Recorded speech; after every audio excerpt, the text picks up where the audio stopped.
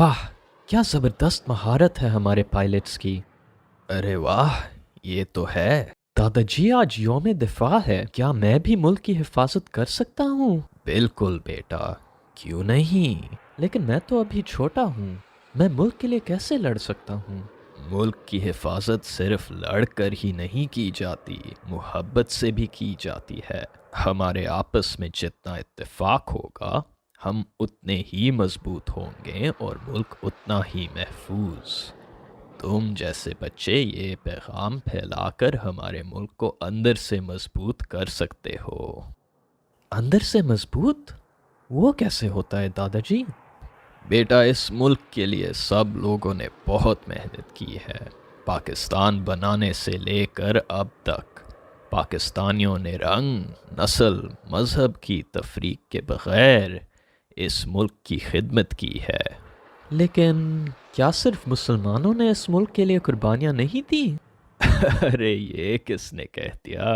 اس ملک کے لیے ہر نسل اور ہر مذہب کے لوگوں نے قربانیاں دی ہیں۔ ایس پی سنگھا صاحب جو تحریک پاکستان میں قائد اعظم کے ساتھ تھے، مسیحی تھے، پھر چاہے وہ سیسل چودھری صاحب جیسا ماہر پائلٹ ہو، یا دینا مستری صاحبہ جیسے بے لوث معلم، یا پھر جسٹس رانا بھنگوا داس جیسا ایماندار جج جس نے پاکستان کی آئین کی حفاظت کی، سب کی قربانیاں اس ملک کے لیے ہیں۔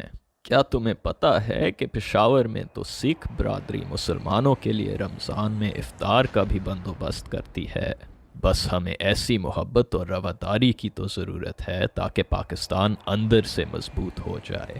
سمجھ گیا دادا جی، ہم سب پہلے پاکستانی ہیں، اور جیسے اس ملک کے لیے سب لوگ مل کر سوچتے ہیں، ایسے ہی ہمیں ایک دوسرے کے بارے میں بھی اچھا سوچنا چاہیے۔ شاباش بیٹا، یاد رکھنا یوم دفاع ہم صرف اس لیے نہیں مناتے کہ ہم نے اپنے ملک کی زمین کی حفاظت کی، بلکہ اس لیے بھی مناتے ہیں کہ ہم نے اپنی اقدار اور اپنے لوگوں کی حفاظت کی، اور ایک زندہ قوم کی نشانی ہے کہ وہ سب کے ساتھ برابری اور محبت سے پیش آئے۔